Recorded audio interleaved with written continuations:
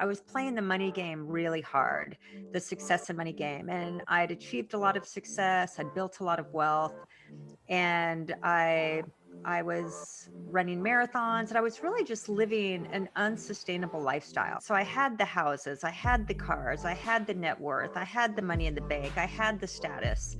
And no matter where I got, I just was never satisfied. So I had to like go after that next rung of the ladder. Maybe happiness is under that next achievement type thing. What happened when I was fighting for my life, all I wanted was to be healthy again. All I wanted to do is fix all the regrets that I was now having because I was never present in my life. And I didn't care about my Range Rover. I didn't care about my lake house. I didn't care about my business. I didn't care about all my certificates in the wall. And then I was filled with shame and regret and remorse that I'd missed my entire life and I hadn't even lived yet, that I was in that chase thing. And everything was this external gratification and this extrinsic reward system I was in. I mean, it was just a dark place of like, man, I'm dying and I haven't even lived yet. And I'm just kind of stuck with all these regrets. So that was the paradox I was left with, that money is more important than anything in many capacities. Like in my case, it saved my life. But on the other hand, it's not about the money and it's not about the chase. When I woke up to realize that my body is my number one asset. So if I just think of in terms of financial terms that I understood really well, we can't do anything without our health. So this number one form of wealth is our health.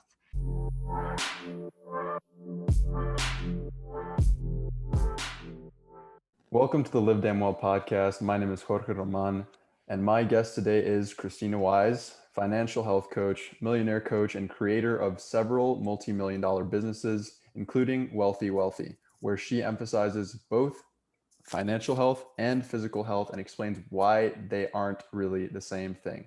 Thank you so much for coming on the podcast. My pleasure. I'm happy to be here and have this conversation.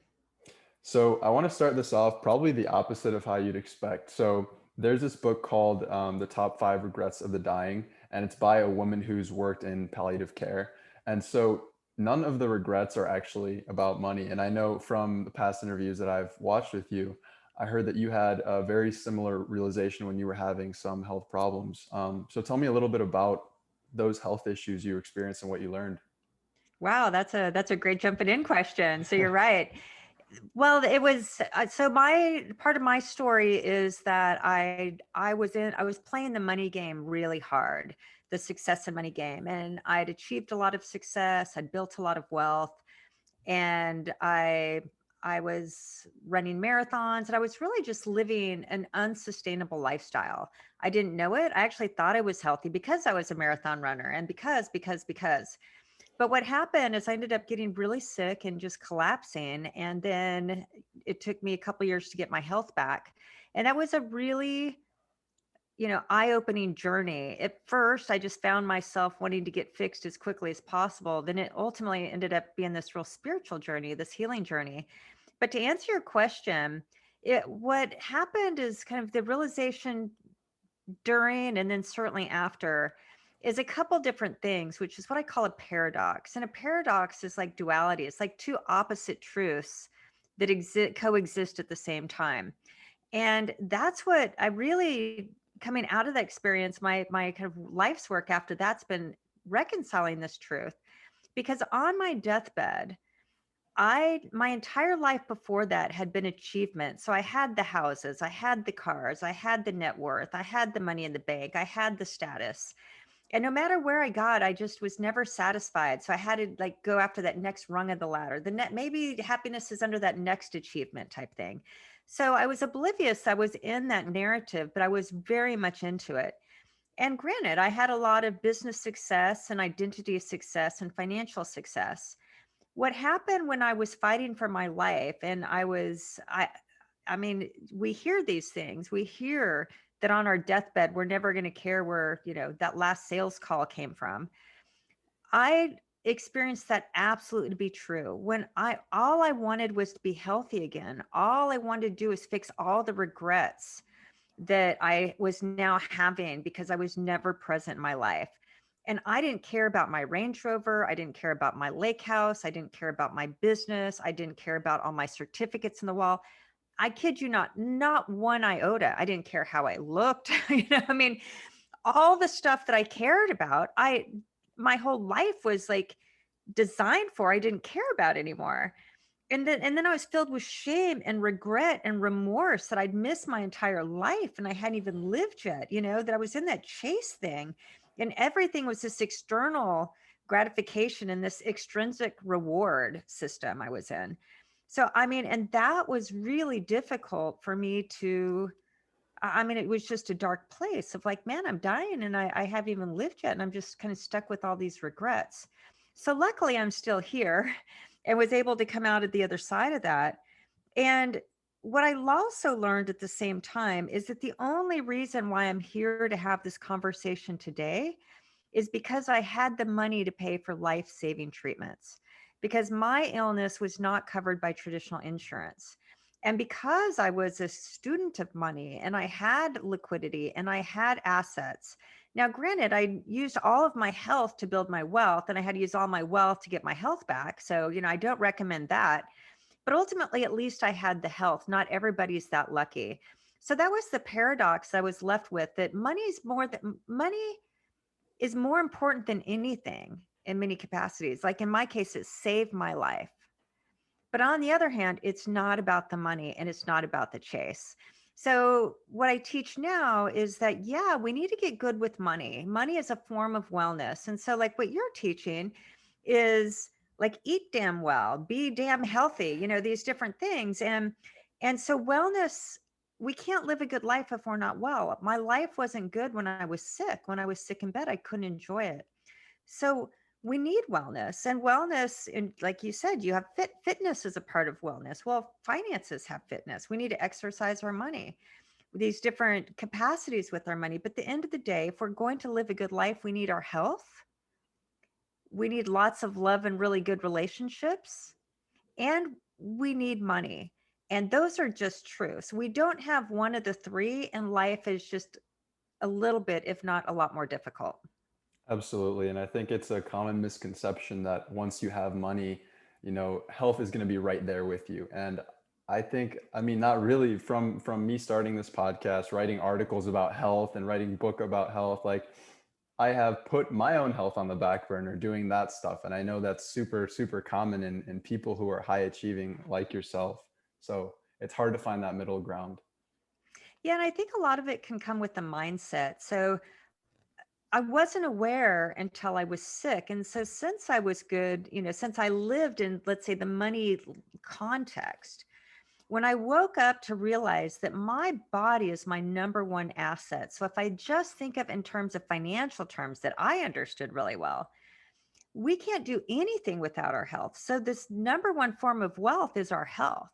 So if we hold our health sacred and our body sacred and our relationship to self, our relationship to our health, to our body, with the desire to be healthy, not for vanity reasons, vanity is fine too, but to really understand that if I'm not healthy or if I get ill, the quality of life goes way down really fast. And there is nothing worse than being scared that you may die every single day and not being able to get out of bed and not use your body and just not being able to experience life. So that's just it. When the mindset can be, my body is my number one asset. All of my life experience comes out of the ability to use and live inside this healthy body. Then we can put everything else, like maybe just 1 millimeter underneath that, but at least 1 millimeter underneath, if that makes sense. And then it's this relationship of, hey, I need money to be really healthy and I need a healthy body to make good money. And a healthy body and good money can underwrite the cost of living and experiencing a really great life with people I love.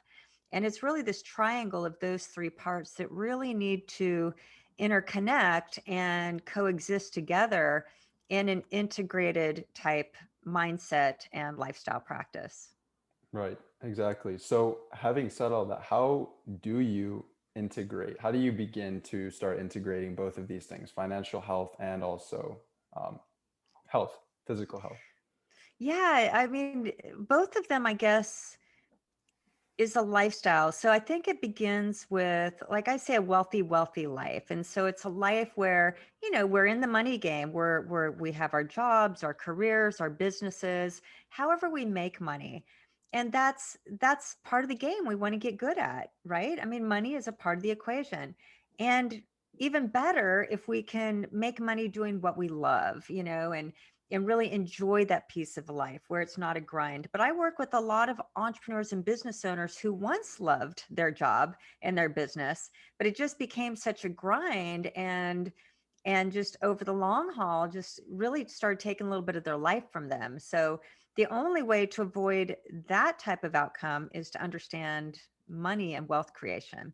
So that's one part of the game. But it comes from desire for financial wellness, right? Under the category of, I just want a good life that's healthy. So if we want financial abundance, we have to learn and adopt financially healthy, like healthy financial habits and practices. And we have to do that, right? It can't be a Right. concept. We have to adopt the healthy practices that comes from knowing what those are.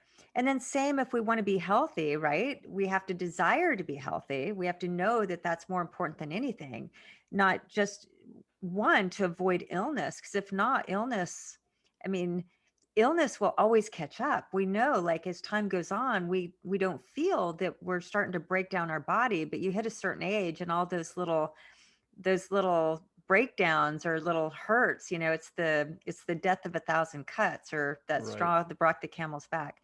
So we desire to be healthy, one, because illness isn't fun, but more importantly, so that we can fully experience life. Then we'll gain the knowledge, like read your books and what you're doing. And then we design a lifestyle, the habits and practices that are congruent with being physically healthy. So a lot of times people, they're congruent in the health side, but they're uncongruent in the wealth side, or vice versa. So it's just knowing that in the category of wellness, and same with relationships. Like, neither one, you're really about physical wellness, and I'm about financial wellness. And that third category is the relationship wellness. We can be millionaires with optimal health and be alone on an island and be miserable. Like, it doesn't, all the money and health in the world doesn't matter if we're alone. So that's that other piece too, is we want to develop healthy habits and practices, and and learn how to be great in relationships as well. And I just think these are three important categories of life that, when we accept that the better we are at these three, the better life can be, then so much of our life ambition can be continually to adopt better habits and practices for being healthier, wealthier, and have more love in our life. Definitely. And I think that's exactly what I want to get into next, which is mindset, because I think people have such different misconceptions about wealth and health. And, it's fundamental in everything that we do. And in my own life, I've tended to be towards, I'm either all in or I'm not going in at all. And that's a problem because, like we said, that can really lead to burnout, especially with, trying to create health, like you said. So, what is that mindset that you find to be the most helpful when you're beginning your financial freedom journey? Yeah, well, I can answer that lots of different ways. The first thing that jumped to mind, just based on what you said, is to really, like, there's this subconscious belief that I think our culture gives us somehow, that there's some race to get there. Like, whenever we get there, wherever there is, we're going to be happy, rich, famous, healthy, wealthy, married, divorced, whatever it is. It's like, whenever I get there. So there's this mad dash to get there as quickly as possible. But first of all, there's no there out there. Really, it's just, the game of life is really to be fully present in the now. We can dream the futures we want to manifest and grow into, but to really be content and satisfied in the now. And then, if we'd like it to be a little bit different or better, then we work to, what can I do to improve the situation that I'm in? So that's the first piece, is just to understand that life is meant to be lived and experienced on a day-to-day, moment-to-moment basis. There's no finish line. There's no trophy, there's no medal to put around one's neck the faster you get somewhere, right? So that was a big part of my life. I was just constantly living in this high adrenaline, fast packed, super velocity, rich as fast as possible, whatever the case was. And I missed my entire life. Like, so what? And again, I didn't get any medals for that. In fact, when I got sick, what was really interesting is I was famous in my industry. I mean, I was a household name in my industry.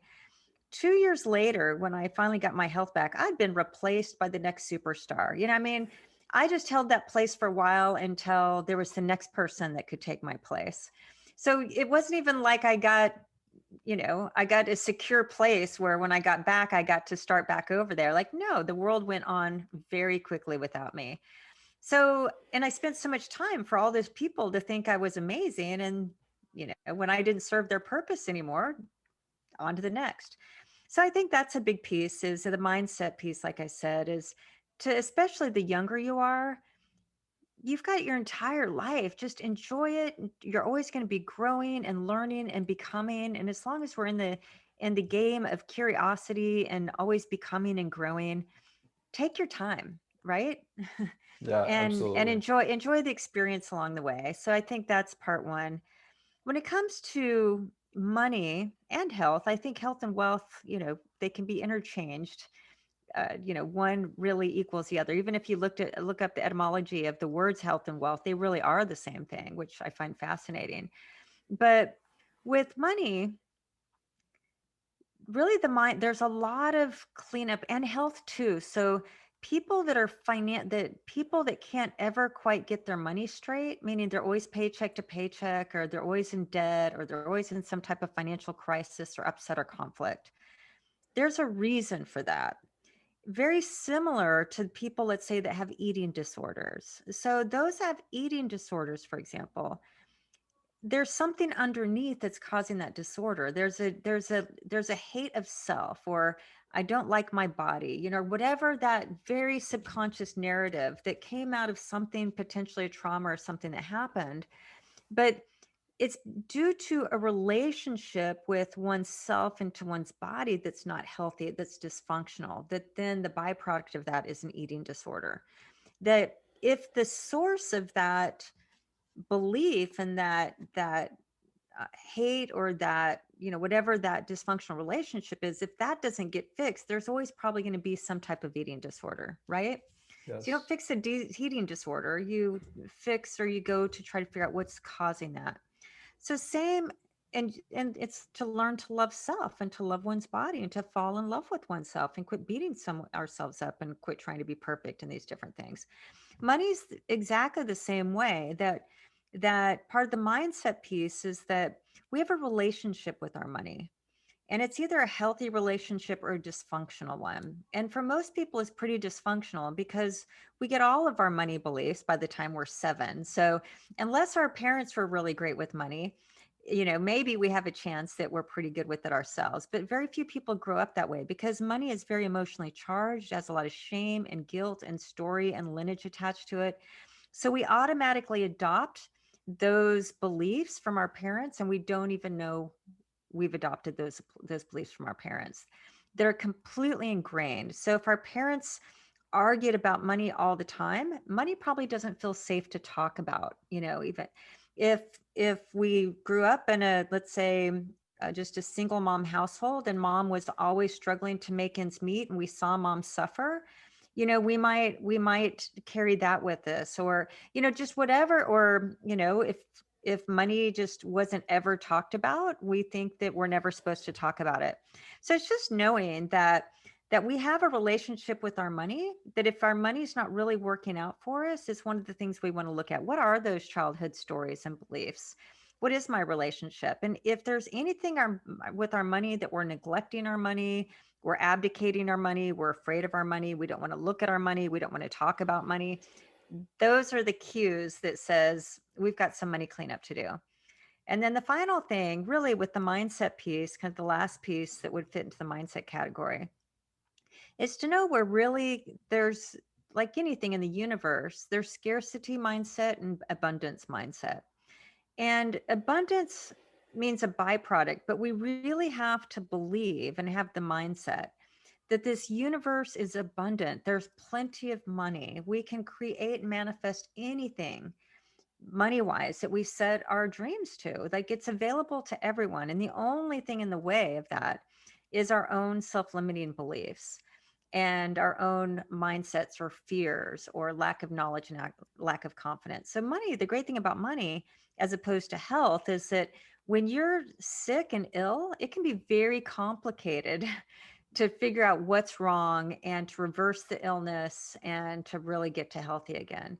Money, on the other hand, you can find out where that illness is very quickly.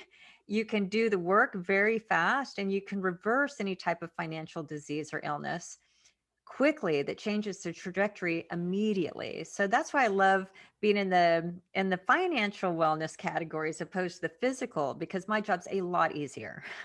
Yes, absolutely. I think whenever you're working with a body, a living being, there's so many moving parts that it's, yeah, I think you're right. It's much easier to find something that's more physical, like wealth. Although still finding those limiting beliefs, identifying them, and breaking those down.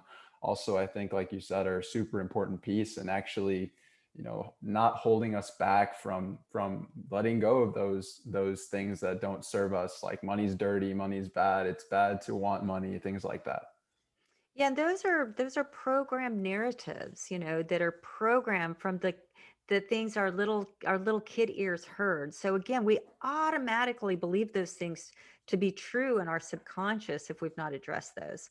The other part of money, which is the same as health, is that let's say, I had the mindset that, I'm not worthy, I don't love myself, I don't love the way I look, I don't love my body. And then I work to reverse that mindset, like, hey, I love myself. Man, I want to feel great. I deserve to feel great. And, so we do the work and we clean all that up. Now, let's say the mindset is straight, but let's say what we believe to be true to be healthy is like, man, I can eat sugar every single day. I can eat donuts, make me happy, and I can eat donuts every day. And so I eat lots and lots and lots of donuts and pop anything that has a lot of sugar.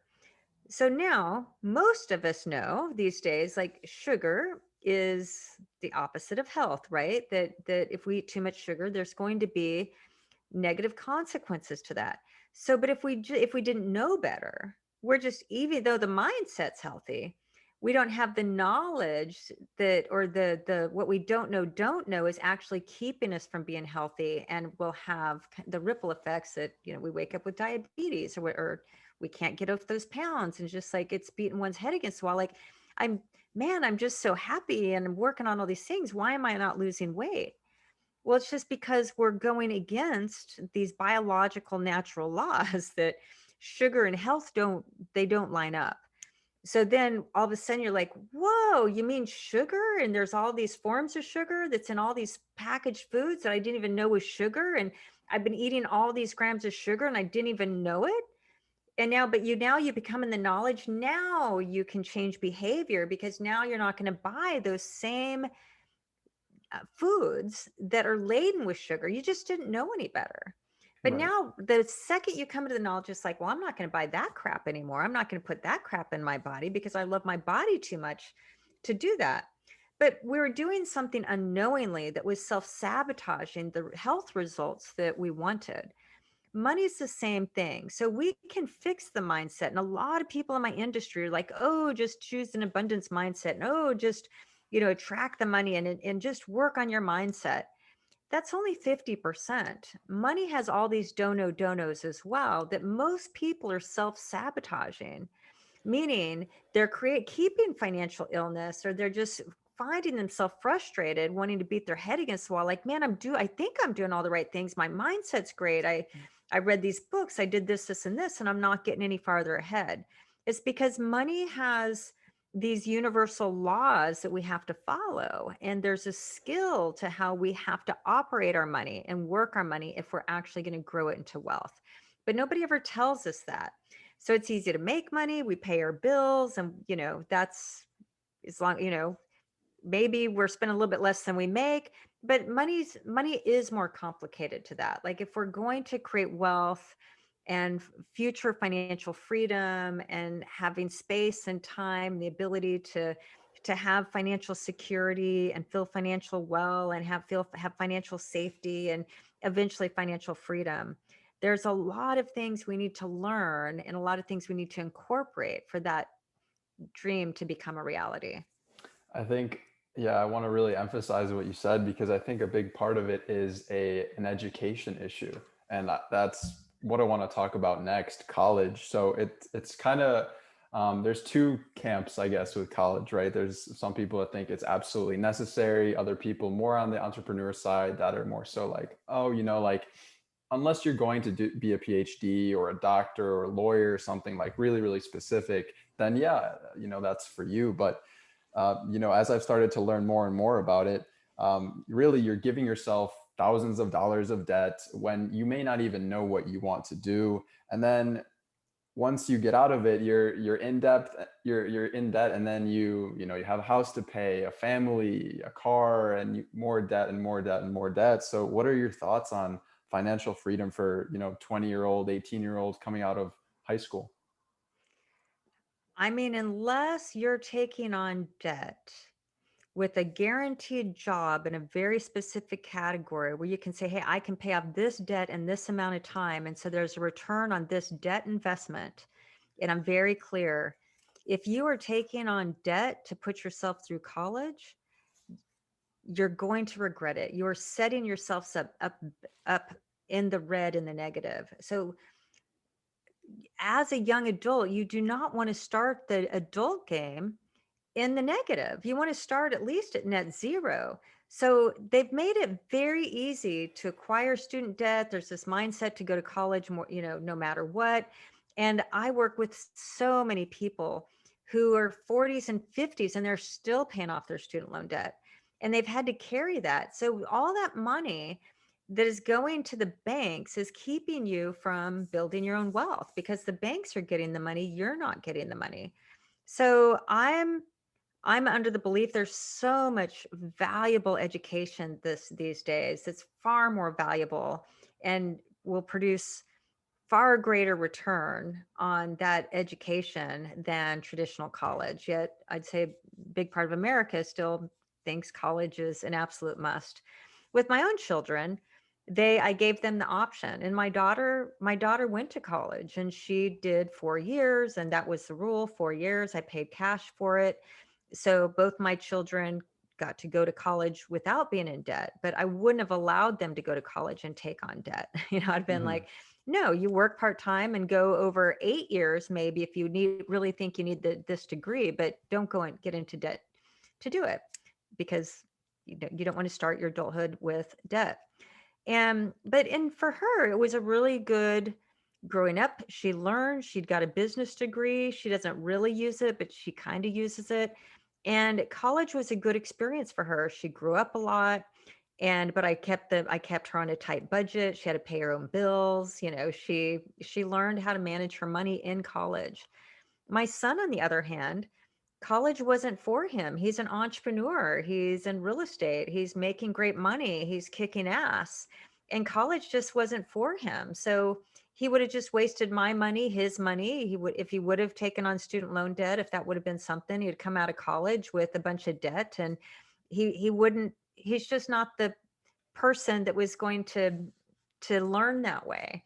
So both my kids, for example, same mother, and one went to college and did well, and my other one was like, screw that. Why would I spend all that time in college when I can just go straight to making money? Right, right. Yeah, I know in my case, I was also very fortunate to be able to not take on debt and go to college. But really, to be honest, like in high school, the last thing I really wanted to do was spend 4 more years in a classroom. But I didn't have that knowledge. I didn't know what other options that were available to me, and I kind of did it because everyone was kind of doing it, and I was like, okay, I'll just go in and see. Maybe by my sophomore year, I'll have learned what I want to do with my life, right? But what other options actually are there? I mean, apprenticeship, I think, is the such a powerful way to go. So if you have an interest, I mean, if it's architecture, maybe apprentice with an architect. If it's real estate, apprentice with a real estate person. I mean, whatever the love is, it's like go apprentice, learn, sit side by master.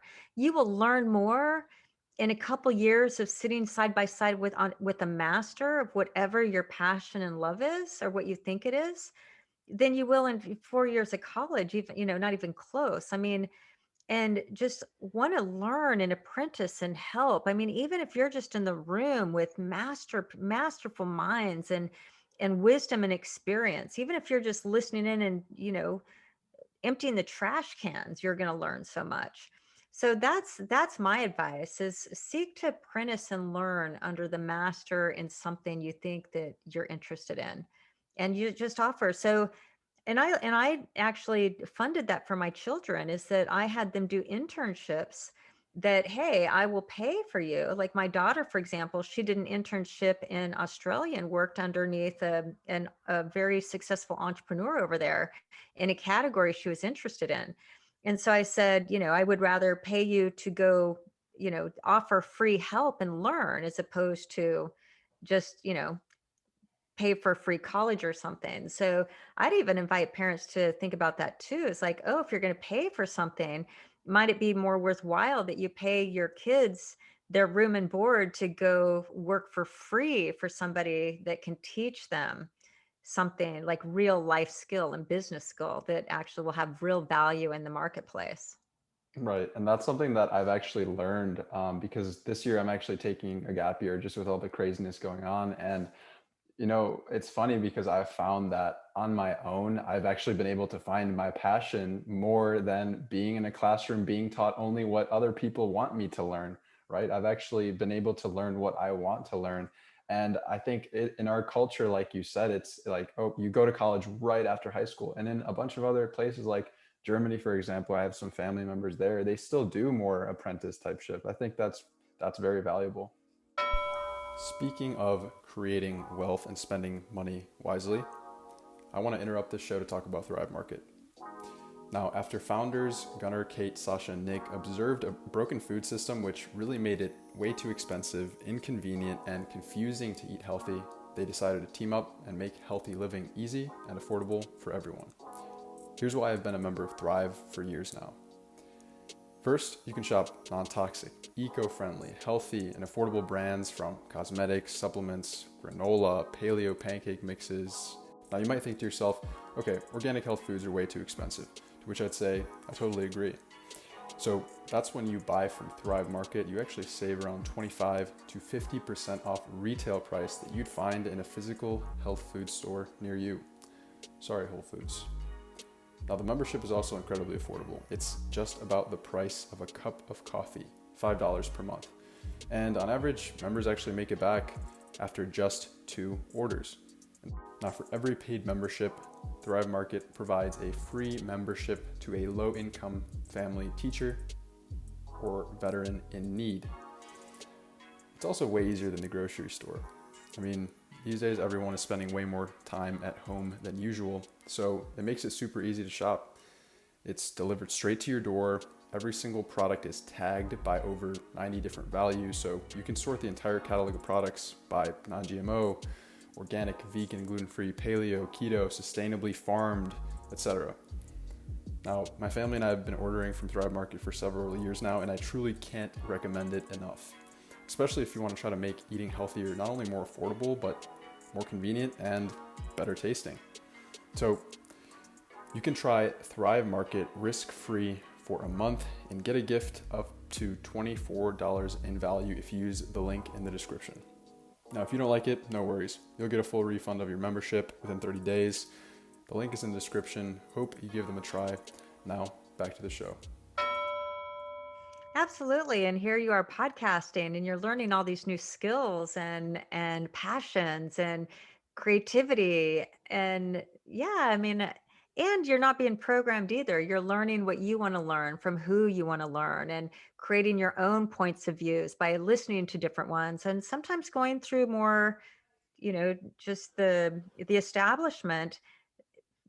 Our brains are being programmed by what the teachers and the institutions want us to hear, And really college and the institutions are set up for go to college and get a job and stay in that type of corporate, we're going to tell you what to do, climb the ladder mindset, so we can own a piece of you in a way and profit from it. So that, that's a way for many people. But for those that have more of a free spirit, an entrepreneurial spirit, a creator spirit, that love to be free thinkers and actors, and want to, just spread their wings and experience life, I really advise, like, remove all the containers, like really just go and learn from as many different types of sources and places and different points of view as possible, so that you can start to develop your own free thinking and free mind and come up with your own opinions, as opposed to reiterating what's been programmed. Yes, yes. And I want to dive into the rules of money, something that you talked about a little bit earlier. So, in other interviews that I've seen you on, you've talked about wealth kind of like a game, like basketball has rules and you can't play it without following them, but you have a certain amount of freedom within that game, right? Which dictates who's actually successful and who's not. So, what would you say if you had to choose, are the top three rules for starting to accrue wealth, those habits that are important? Yeah, I love that question. And I think, again, a mindset is, if money can be playful and we just remember life is one big game, and there are rules we have to follow, and some strategies are better than others. Some strategies are set up for winning and other strategies are set up for the opposite of that. But yeah, it's to want to be good at the game. And money is a little bit like sitting down playing Monopoly when we're kids. I mean, it has a lot of the same strategies, in fact. But there's a few things that could be takeaways. The the first one I like to like a myth I like to bust is that there's this belief in the back of our head, especially as we start making money and getting in the business game. But that is, the answer to all my money problems is to make more money. And if that is the fundamental mindset, that means you will be trapped forever. That means you're always going to be chasing the dollar. You're always going to be thinking, okay, my future, my everything, I'm going to be okay in the future. I can make more money in the future. So, but that just sets us up that we're always chasing the dollar. No matter how much money we make, it's never quite enough. Because so the truth is not that the answer to all my money problems is to make more money. The answer to all my money problems is how much I keep. So financial stability is cash. So if you don't have any cash or surplus, there is automatically financial anxiety. And what happens is, there's this financial law, it's called Parkinson's law. And Parkinson's law of finance says that expenses will always rise to match income. So what happens automatically, we're not even aware of it. We are a victim of this law unless we're aware of it and change it. But let's say we start, our career, and we're just starting out, and we're making $50,000 a year. And we're thinking, man, I'm like dead broke. I can barely survive on 50,000 a year. And feel like we're eating beans of rice and this, that, and the other. Man, just if when I make $100,000 a year, that will solve all my problems. I just need to make 100. I feel so envious of all those people making $100,000 a year. Then all of a sudden, a few years later, you're making $100,000 a year, and you forgot what it felt like at 50,000, because now you've just gotten accustomed to making 100,000, and you're thinking, man, it's just month to month. My God, like, I can just every month, like, I barely have any money to pay my bills, and I have to go back to work to think the next month. And man, if I just made $200,000 a year, and that will just keep going and going and going. And the reason why is because Parkinson's law says, again, expenses will always rise to match income. Because let's just pretend we were making 50, and all of a sudden somebody comes and say, I'm going to double your income. Now you're making 100. Do we stay with the same car or car payment? Do we stay with the same apartment or apartment payment? Do we stay with the same amount that we're spending on vacations? No. What happens? The cost of our lifestyle goes right up to the social class of everybody else. So we buy the lifestyle that everybody else's lifestyle looks like at $100,000. So there went. So where whatever our expenses were on the $50,000 monthly amount, now our expenses equal the monthly amount of $100,000 a year, for example. So that's what we have to be aware of. So the rule is, I mean, here's the secret to getting rich. Ready? Spend less than you make. And it's spend 20% less than you make. That is the rule. And when you start at your age, if you start this in your 20s, you will be, I mean, relative to all of your friends when you hit 40 that will be there sooner than, sooner than you think. All of your friends are still going to be stuck in that month to month game. And you're just going to be shaking your head thinking, oh my God, I'm so glad I learned these financial principles and learned to live on a little bit less than what all my friends were spending at the same income level. And I socked that money away and I have these investments. And now I have this net worth at 40 where all my friends, I mean, they're just still living paycheck to paycheck. So as simple as it sounds, it takes again that discipline, that awareness, and that lifestyle that off of every check that you make at any when you start at 50, because the thing is like, well, at 50,000, I don't have enough money to take any money off the top. I can barely pay all my bills. I'll put off that until I make $100,000. But again, those expenses creep up, called expense creep, lifestyle creep. And then you're like, well, I can't do it now, so I'll push it off until later. So you just keep kicking the can down the road of never doing investing. Now, what makes the myth again is that the answer to all my money problems is making more money. We don't understand that there's a difference between income and wealth. Most people are playing the income game. You want to play the wealth game. And the wealth game is the difference between chess and checkers. So if you want to play, like if you're going to play the big game, the wealth game, it's playing the game of chess with your money. It's very strategic. It's very intentional. We're not just, we're just not shuffling a few things around on the checkers board.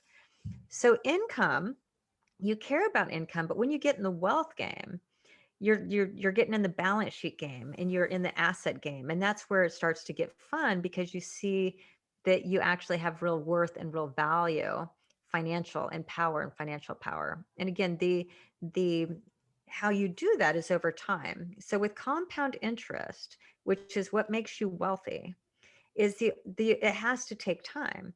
So when you're 25 and you have you're taking 20% off the top as your income grows for 20 years from 25 to 45, you're going to be in such a different position, of course, than your peer, your neighbor, your friends that you're hanging out with who hasn't saved a dollar from 25 to 45. And now they're bumping up against middle age saying, oh my gosh, like I don't have anything. I have to go to my job every single day and I have no freedom and I have no cash and I have no assets. So again, to start when you're in the wealth game, it changes your behavior and then you're aware of it and you're like, all right, I'm not going to eat that sugar anymore because that's the way, that gets in the way of my physical well-being. Well, we don't spend all of our money because that's going to get in the way of our financial well-being. Well, that really clicks because I know, like, coming from, well, even in high school, when I had friends who started working jobs, they started to earn money. Exactly the same thing like that you said happened. I mean, they weren't putting it away and saving it and saying, "Oh, I'm going to do exactly like what you said, saving it until after college when I'm really going to need it and want it." No, they went out and bought stuff, stupid stuff usually, and where was that money? It's gone, completely gone from all that time that they spent in high school and even in college. And they exactly what happened. Their expenses just rose to meet what they made. It will always be the case. I mean, that we will be a victim of that law unless we put something in place that keeps us from falling victim to that law. Now, what are some, so you talked about saving some money.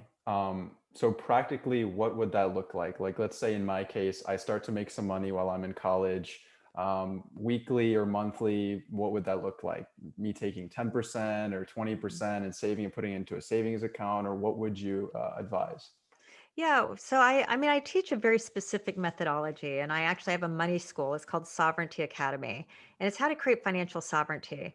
And the younger you get great at these things. Obviously, you're going to set yourself up for an entire different future than everybody else. And both my 24-year-old daughter and 25-year-old son live by these rules, and they have a net worth greater from their own monies and savings and investing than many people my age. I mean, seriously. So the younger you are, obviously, the better. But in my money school, the reason why I created the money school is that I teach everything we should have learned in college about money, but they didn't offer that class, right? Because Yes. money really is a life skill. And I teach exactly what to do to answer your question. Now, the answer really is it depends, because money is like taught like cookie cutter, like everything, it's the same for everybody. And money's, when we're setting up these targets and goals, it's a little bit different for everybody, because the younger you are, your percentages can be lower. The older you are, you have to create much higher percentages because you're running out of time. So many times, when you're starting younger, if you get in the habit of shaving 10% off your gross of every single check you ever put in your bank account, then you put it in what's called an investing bucket. So the big takeaway is you can't commingle your money. So if you paid yourself $5,000 this month, then you're taking $500 out and you're putting it in a separate bucket. You're putting that in your investment account and you're letting that grow. And then you're going to look to buy an asset. And there's two ways, especially when you're younger. You can just put that money into an index fund. You don't really have to learn about investing yet. You've got plenty of time, but at least you want to sock that money away where it's getting some interest and some compounding, and you want it out of your bank account so that you don't spend it. Right. So, Yes. and Yep. that's your future self money. It's not your money. It's out. It's off doing work. And money works 24/7, 365 days a year. So you want to put money away that's working for you. And that's the money's going to make you rich, not your working income. It's your money at work that's going to make you rich. And so you just want to keep growing that stockpile and let it do its snowball compounding effect over time. It starts off with a teeny tiny hill-sized ball, but then when you start at 25, at 45, it's a really nice boulder of, that's just amassing additional snow. That's a little bit of money you're putting in, but mostly it's just the money now that's building its own snow. That's what they don't teach you. When you don't learn this, you make your money and spend it thinking someday in the future, I'll be able to, there'll be some money left over. And the way to build wealth is your money builds it, you don't build it. So that's what you're putting into play. Now, if you're starting at 45 and you've never put a dime away, then starting at 10% is probably not going to be enough. Like, you're really going to have to adjust your spending. We're putting probably at least 20% down. And that needs to be a lifestyle habit from here on out to do the catch up of what you didn't do. But if you could go from 25 to 45 and never put another dollar in because you've had that 20 years now that's throwing it off, that the 45-year-old would have to wait till 65 to get that same type of result. So you could quit investing at 45 because you've already let the money do 20 years of compounding. So Right. again, that's why you want to start younger so that you can be financially free when everybody else is just getting started. Right. And I find that unless people actually physically put away that 10%, that 20% or whatever it is, away into something different where they're not going to touch it, they end up spending it, and myself included. So that's Yeah, you super get it out of the important. bank account. It's just, and the mindset too is the way I teach it a little bit. You think about if you know any friends that are trust fund babies, and what is a trust fund baby? That maybe we're a little envious of. Well, a trust fund baby, what that means is their parents or grandparents did a really great job of put money aside. And let's say, and if they set it up where the principal can't be touched. So however many millions are in the principal can't get touched. But if there is, let's say, if there's $10 million in there and you pull 5% off of $10 million, that's $500,000 a year of interest with the $10 million principals never being touched. And so if that trust was set up, that the kids or grandkids are never allowed to touch the principal, and that's going to continue to grow for any interest that stays in over five. The kids get to pull off five per year. That means they get $500,000 per year, right? So aren't we thankful to our parents or grandparents who did that work and set that up? So now that means we don't have to work if we don't want to, assuming we spend less than $500,000 a year. That trust fund baby has freedom because they get to do whatever they want. They get to use all that money when they don't go to work, to be able to spend it on the lifestyle they want, assuming that's what suits them. Well, if we don't have a parent or grandparent that's going to set up the trust fund, where's that $500,000 going to come from? Where's that financial freedom money that gives us that money that we get to spend money on our lifestyle without working or working as much? Where is it going to come from? I mean, when we think about that, it's like, well, I don't know. Where would it come from? So that, I mean, and it's pretty quick to think that way. It's like, I need to create my own trust fund. So what you're doing now is determining, really, for every $100,000, for every $1,000,000 of net worth, it's about $50,000 of that 5% cash flow.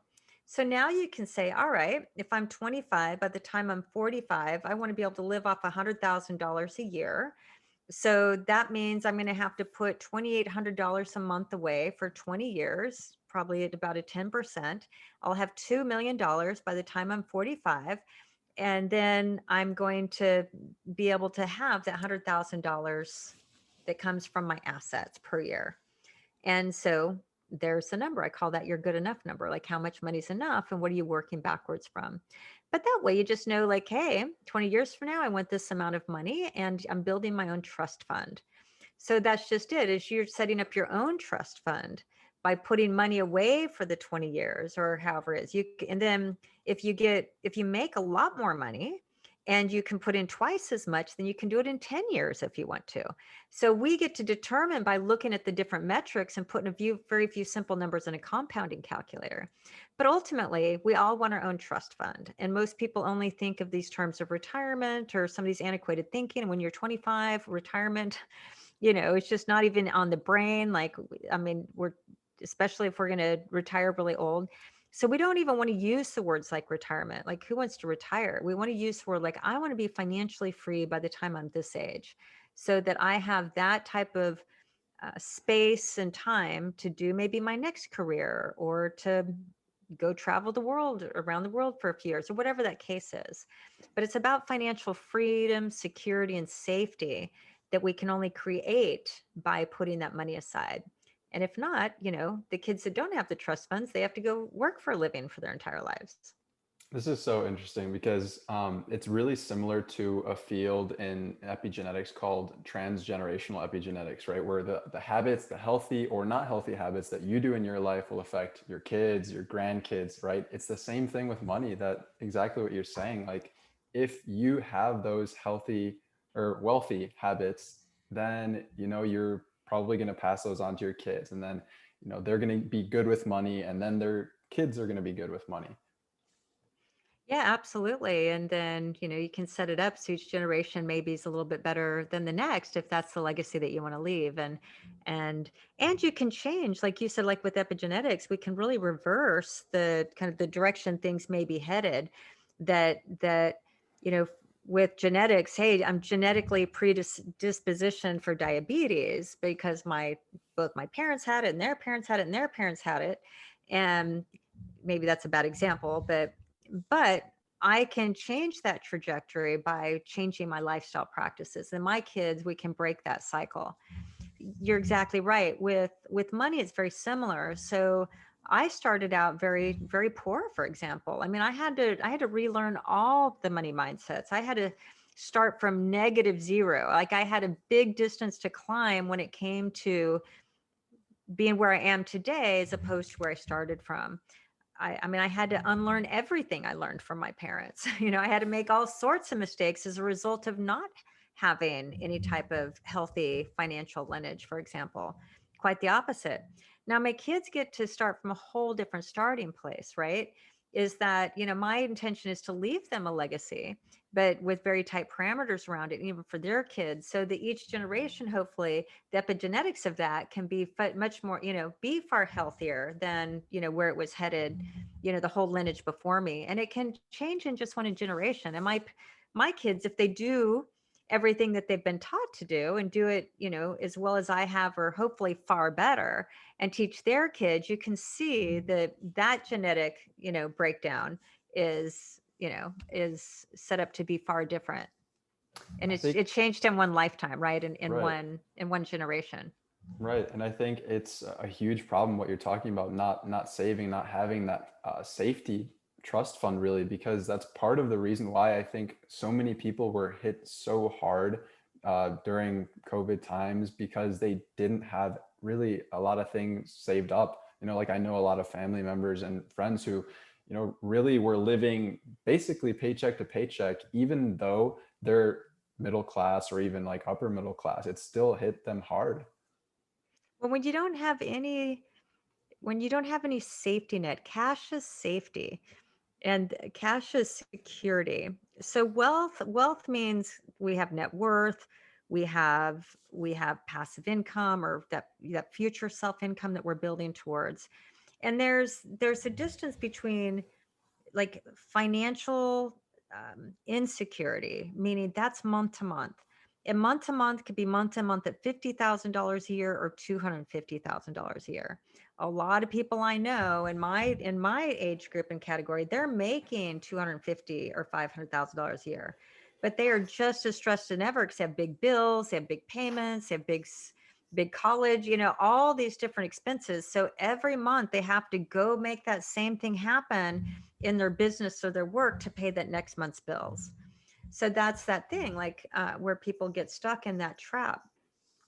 And there is, I mean, it's financially, even though, you'd think, man, they're making $250,000 a year. How could they have any money problems? They have the same money problems as somebody making half that amount because it's still month to month. You still have to cover next month's bills and there's no surplus.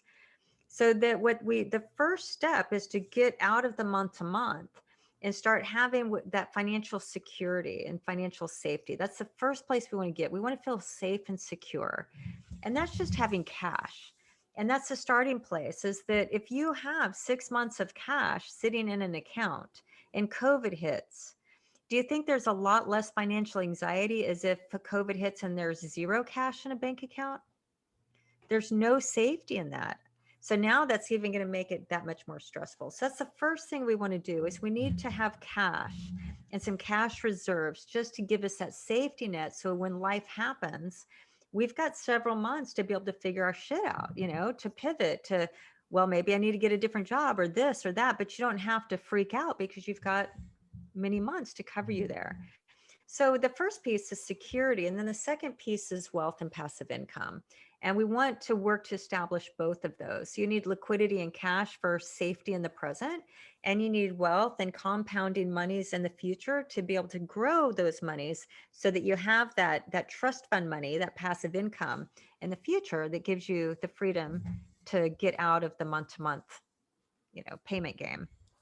Now, about passive income, you mentioned index funds and investing. What other ways have you found? Because there are a lot of like financial gurus out there saying a whole bunch of different things and often conflicting things about passive income. So, from your experience, what is a good way to start generating passive income? Yeah, well, there's a lot of different distinctions as to what is passive income, and the way my distinction for passive income, I think, is different than most. A lot of people are like, oh, multi-level marketing, that's passive income, or create a new funnel in your business with, I don't know, if you do a podcast and have a free program that leads to a paid program, and that's passive income from all those online programs you sell, or, so there's all these tips or definitions for passive income. That's all working income. Working income means that if you have to show up to work or to your business and push a lever to make business happen, or you have to be there to keep the systems and everything running, that's working income. Because it's not passive, meaning the day that you quit working, that business starts to slowly fall apart. So even, some people have been, let's say, successful in a multi-level marketing business. I've never been in one, but that's kind of the gold standard for to create all this passive income. But let's even say you do a multi-level marketing company. The day you quit recruiting, the day that you keep pushing those products, and the day that you really quit being in that business to keep it growing, it's going to slowly break down and die, and all that passive income is going to go by the wayside, right? It's just going to slowly deteriorate, you know. So in most cases. So what real passive income, the way I'm talking about it, it's asset income. That means if I own real estate, which I do, and my real estate cash flows me, let's say $10,000 a month, I might do a little work, but for the most part, those assets are taking care of themselves. I can even hire people to take care of all of it for me, where I don't have to break a fingernail if there's enough cash flow in there. So that means I worked in my business for many years, and whatever business that I had, I shaved 20% off the top. I put money in my investment bucket. I saved enough in this investment bucket to put a $100,000 down payment on an investment property. I bought the investment property, got tenants in it, and there became my first property, my second property, my third property. So then all of a sudden I have all this passive cash flow from the assets that now pays for my cost of living. So that's real passive income. Now, does it still take some time and energy and that type of thing? Yeah, but far less than the time I spend in my business. So that's what I mean by passive income. It's cash flow from assets. The assets are more or less taking care of themselves. So that's what passive income is. Now, when you're first starting to invest, what I'm most concerned about from a young age, especially, I'm not a proponent of index funds. I'm not a proponent of just go put it in the market, set it and forget it. That's not what I'm talking about, but it's a good starting place. At least you're getting your money out of your bank account and you're putting it in somewhere until you start learning some investing mindset and technique. And then you start reading investing books and you start to if you want to become an investor, like what sounds really exciting, where would I want to be a good investor? I'm great at real estate, but some people, the idea of real estate scares them to death. I have very few in equities because equity scares me to death, right? So there's plenty of places to invest. At the end of the day, it's just a matter that you need to make sure that you're shaving a certain amount off the top and you're putting it away even in the market right away so that it's out of your bank account, it's getting money, or you're putting it into a savings account, letting it grow so that you can buy bigger assets that may be cash flow assets like real estate or, whatever might be that requires a bigger chunk of money to go ahead and buy that type of asset.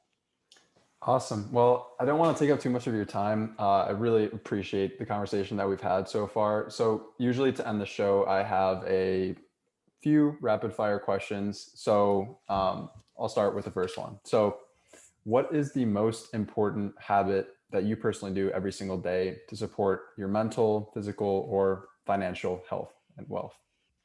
Yeah, I mean, my most important habit outside of probably brushing my teeth, waking up to do that, is absolutely my meditation practice. And it's taken me a long time to really turn it into something I very hold sacred and covet, as opposed to like something I had to force myself to do.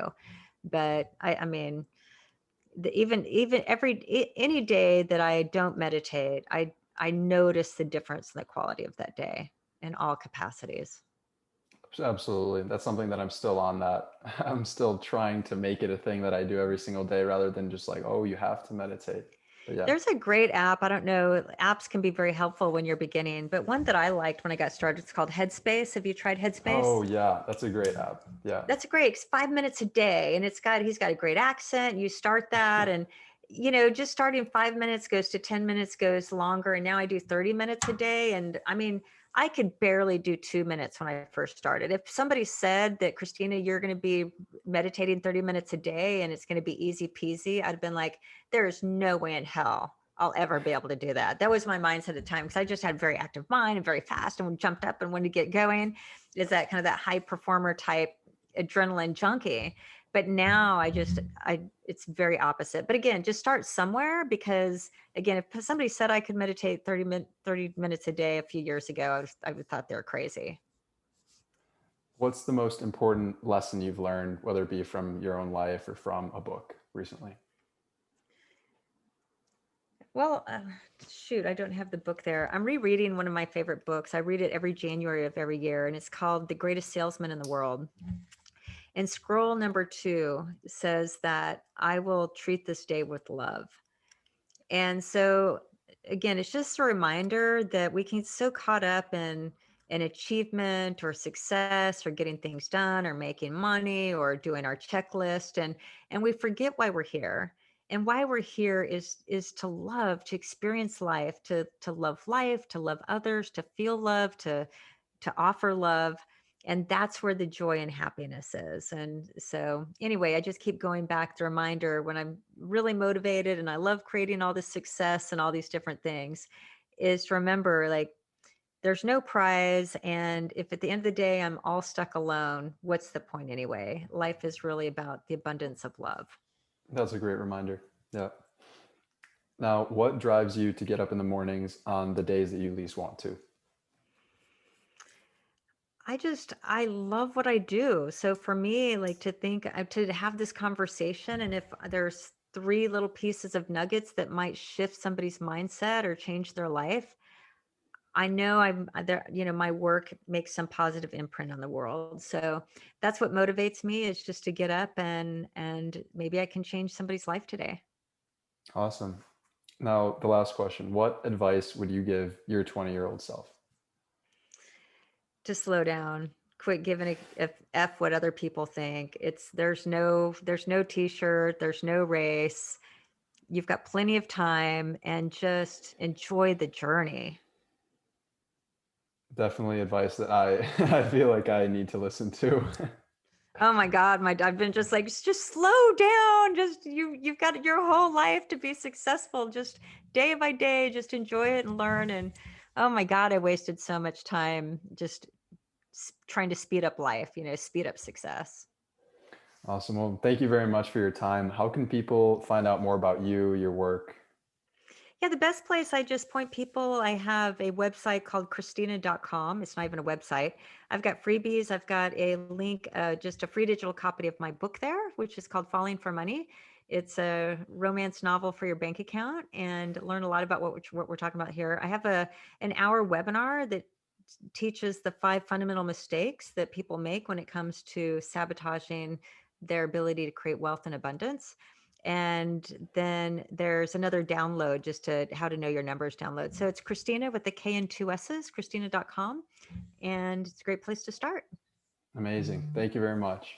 My pleasure.